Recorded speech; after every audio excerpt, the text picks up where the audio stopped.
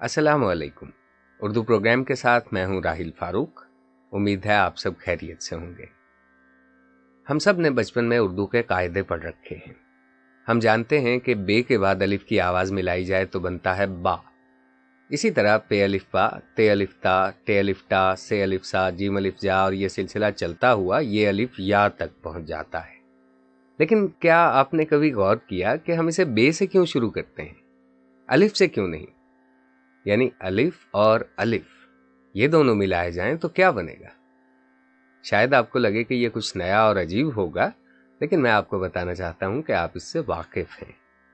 इसे कहते हैं अलिफ ममदूदा। देखिए, बे के बाद अलिफ की आवाज मिलाई जाए तो बनता है बा। दाल और अलिफ बनेगा दा।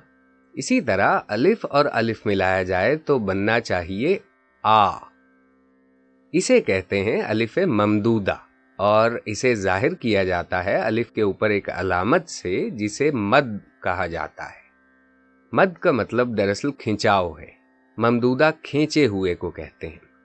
अलिफ के ऊपर मद का मतलब है कि इसकी आवाज में खिंचाव मौजूद है, यानी ये दो अलिफ के बराबर है।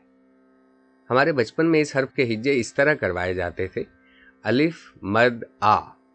शायद अब भी बच्चों को इसी तरह पढ़ाया जाता हो, मगर मेरा ख्याल है कि बच्चे और बड़े दोनों समझते कम ही हैं कि ये है क्या चीज़।